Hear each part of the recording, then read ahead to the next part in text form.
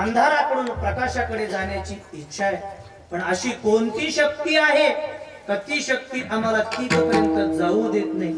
शुद्ध मार्गाचं आचरण सोडून नवे नवे वाईट मार्गाला लावणारी अशी कोणती शक्ती आहे? अर्जुनाचे शब्द आहे. भगवंताला प्रश्न विचारले, अथकेन प्रयुक्तोयम पापमचरति पुरुषः नवे नवे अनिच्छन्नति वार्ष्णेय बलादियो नियोजितः. चिंतन करत असताना अशी कोणती शक्ती आहे की ती आम्हाला पाप करण्यासाठी प्रवृत्त करते? नाहीतर इथे बसलेलं कोण आहेत असं की त्याला आपल्या हातून पाप व्हावं असं वाटतं? सांगा ना. कोणालाही वाटत नाही. आपल्याकडून पुण्य कर्मच घडावं अशी अपेक्षा असताना सुद्धा पाप आपल्याकडून घडतंय, पाप आपल्याकडून चालू आहे. ज्या वेळेस अर्जुनाचे हे प्रश्न ऐकले, महाराज गोड असा प्रश्न अर्जुनाच्या मुखामधून निघाल्यानंतर भगवंताने उत्तर द्यायला उशीरच केला नाही. प्रश्न विचारणारे सुद्धा चांगले भेटले पाहिजे. नाहीतर आम्ही कीर्तनाला गेलो कोणाच्या घरामध्ये की लगेच आमच्यावरती प्रश्नाची भडमारी असते. महाराज लग्न झालं का? मुलबाळ आहे का? आधी या प्रश्नाने काही कल्याण होणार आहे का? काही कल्याण होणार नाही. पण असेच प्रश्न महाराज समोर या ठिकाणी उपस्थित असतात. म्हणून प्रश्न विचारणारे सुद्धा चांगले भेटणं गरजेचं आहे. आज भगवंताला अतिशय सुंदर प्रश्न विचारला, अथकेन प्रयुक्तोयम.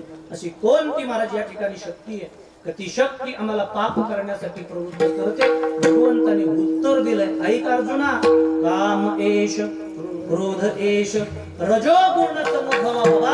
हे काम क्रोधाधिक जे विकार जे आहेत ना, हे विकार आपल्याला पाप कर्माकडे नेतात. नवे नवे हे जे विकार आहेत ना, फार बलबत्तर सांगितलेले. हे सर्व सामान्य जीवाची महाराज फजिती करतात, यात नवल नाही. नाथ महाराजांचं वर्णन केलेलं आहे. आता मी संभाजीनगर जिल्ह्यातला आहे.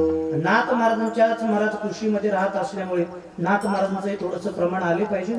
नाथ महाराजही सांगितले पाहिजे. म्हणून नाथ महाराज या विकाराचं चिंतन करत असताना महाराज या विकाराने कोणाकोणाची फडफजिती केले याचं चिंतन महाराज म्हणतात. धडक मारिली शंकरा केला ब्रह्म याचा मातेरा इंद्रचंद्रासी दरारा लाविला जेणे तो केवळ पंचानन. कामरूपी येडक्याचं चिंतन करत असताना कोणाकोणाला धडक मारले? पहिली धडक मारली शंकर भगवंताला, दुसरी धडक मारले ब्रह्मदेवाला, ब्रह्मकन्येशी धरू जाय. नवे नवे इंद्रचंद्राशी, इंद्राला महाराज भगे पडले, चंद्राला डाग काळा. नवे नवे सर्व धडका मारल्याचं चिंतन. धडक मारली नारदा केला रावणाचा चेंदा, दुर्योधना मारिली गदा घेतला प्राण तो केवळ पंचानन. महाराज आतापर्यंत आम्ही भरपूर कीर्तन ऐकले. तुम्ही प्रत्येक कीर्तनामध्ये ज्यांना धडक मारले त्यांचे नाव सांगतात. असे काही मंडळी असतील ना, त्यांनी धडकच मारून घेतली नाही, असे काही मंडळी असतील, आहे असेही मंडळी आहेत. अशा मंडळीचंही चिंतन करत असताना नाथ महाराजांचं दुसरं एक भारुड आहे. त्या भारुडामध्ये महाराज 4 जणांची नावं सांगितलेली आहे. पण 4 जणांची नावं सांगत असताना भारुड नाथ महाराजांचं आहे बरं का. पण चाल मी माझ्या पद्धतीने लावली. ती चाल जर मी इथे म्हटलं, तुम्ही सुद्धा म्हणाल किती चालू आहात महाराज. हा महाराज किती चालू आहे तुम्ही म्हणाल. आता इथं म्हणणं तसं उचित नाही, पण म्हणतो आता. महाराज बघा, 2 जणांनी असे पेटे बांधलेले. एकाने हातामध्ये ते दफ्तर घेतलेलं आहे, एकाने तुंतुण हातामध्ये घेतलं. असा पुढे पाय ठेवला, असा कानाला हात लावला, पुढे हात करून. थट्टेपासून सुटले 4 जण, शोक भीष्म आणि हनुमान. 4था कार्तिक स्वामी जाण, त्याला नाही बट्टा, त्याला नाही बट्टा. थट्टेपासून सुटले 4 जण, शुक भीष्म आणि हनुमान. 4था कार्तिक स्वामी जाण, त्याला नाही बट्टा, त्याला नाही बट्टा, त्याला नाही बट्टा. चाल लक्षात आली का तुमच्या?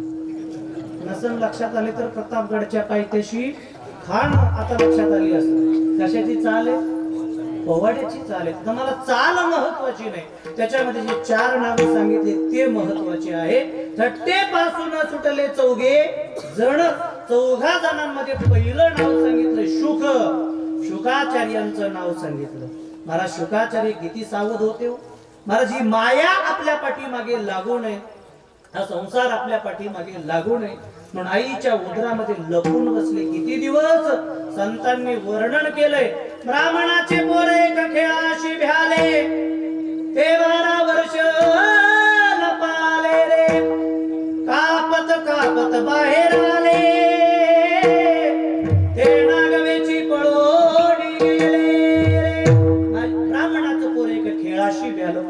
खेळ.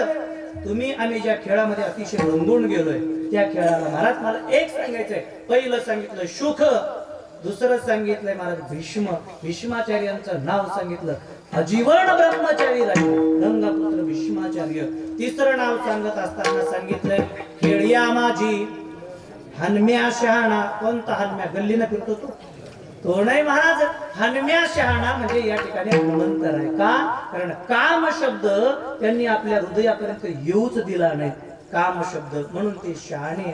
आणि पुढे सांगितले चौथे कार्तिक स्वामी जाण त्याला नाही बट्टा अशी ही थट्टा. म्हणजे चिंतन करत असताना विकाराचं चिंतन आहे. या महात्म्यांनी महाराज विकारावरती विजय मिळवला. आणि त्यांच्यानंतर खऱ्या अर्थाने महाराज आपल्या संत परंपरेचंही चिंतन आपल्याला करत असताना ज्ञानोबारायांनी विकारावरती विजय मिळवला, तुकोबारायांनी विकारावरती विजय मिळवला. आता चला महाराज तुकोबारायांचं जीवन जर बघायचं म्हटलं तर इथे काम आणि क्रोध हे दोन शब्द आलेले आहेत. काम क्रोध त्यास बाधितेना. महाराज काम बाधितेना आणि क्रोध बाधितेना. कामाचं चिंतन करत असताना तुकोबारायांनी कामावरती विजय मिळवलेला आहे. कसा विजय मिळवला? दृष्टांत सर्वांना ज्ञात आहे. महाराज भामचंद्र डोंगरावरती भजन करत असताना काही मंडळींनी महाराज एक स्त्री त्यांच्याकडे पाठवली. एकांतामध्ये भजन चालू आहे आणि एकांतामध्ये जेव्हा त्या स्त्रीला समोर बघितलं खऱ्या अर्थाने महाराज त्या स्त्रीकडे बघत असताना अंतःकरणाची भूमिका महाराजांची काय आहे? शब्द आहे जाईव तू माते न करी साया.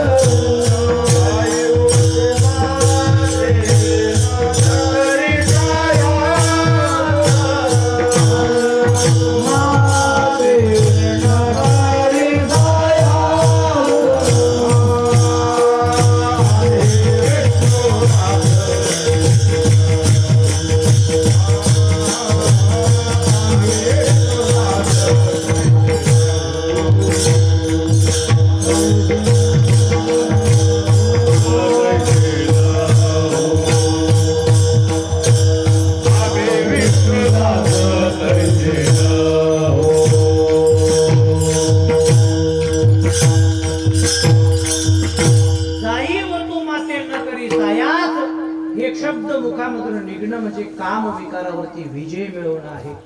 क्रोधावरती विजय महाराजांनी मिळवला.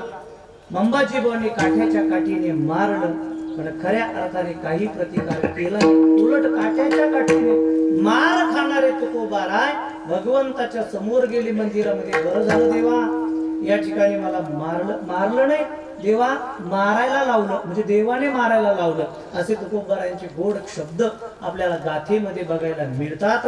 अर्थात काट्याच्या काठीने मारलं, काही प्रतिकार केला नाही. यवननाथ महाराजांच्या अंगावरती थुंकला पण तरी सुद्धा प्रसाद देऊन मुक्त करतात. हे विकारावरती विजय मिळवल्याचं चिंतन आहे. का संत महात्मे विकारावरती विजय मिळवू शकतात याचं कारण एक आहे, संत महात्मे कायेने वाचेने आणि मनाने दास झालेले आहे. महाराज आम्हालाही कायेने वाचेने मनाने दास व्हायचंय, विकारावरती विजय मिळवायचा आहे. जर तुम्हाला जर विकारावरती विजय मिळवायचा असेल, कायेने वाचेने मनाने दास व्हायचं असेल तर ज्याचं दास व्हायचंय त्या भगवंताला तुम्ही खऱ्या अर्थाने आपलंसं केलं पाहिजे. आणि आपलंसं करण्यासाठी तुमच्या अंतःकरणामध्ये विश्वास असणं अतिशय गरजेचं आहे.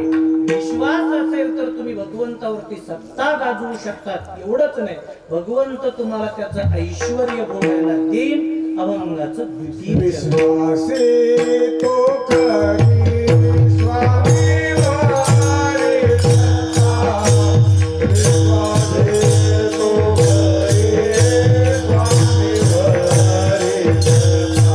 विश्वासे तो करी स्वामी वारे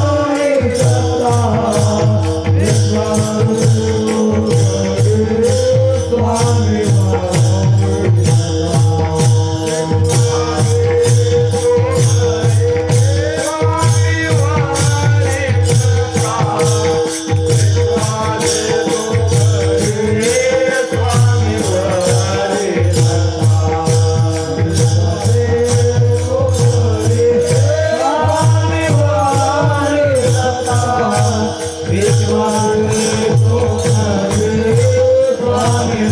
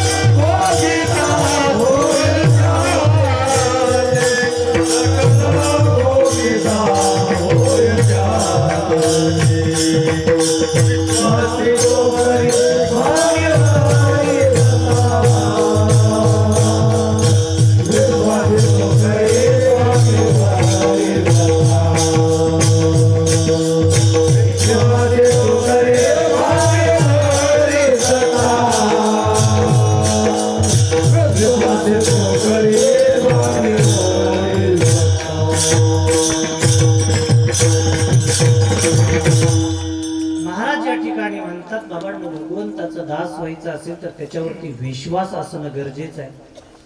विश्वास असणं अतिशय गरजेचं आहे. विश्वासू जर भक्त जर असेल, तसा जर विचार जर केला तर व्यवहारामध्ये जीवन जर ठिकाण कोणतंही असू द्या, परिस्थिती कोणती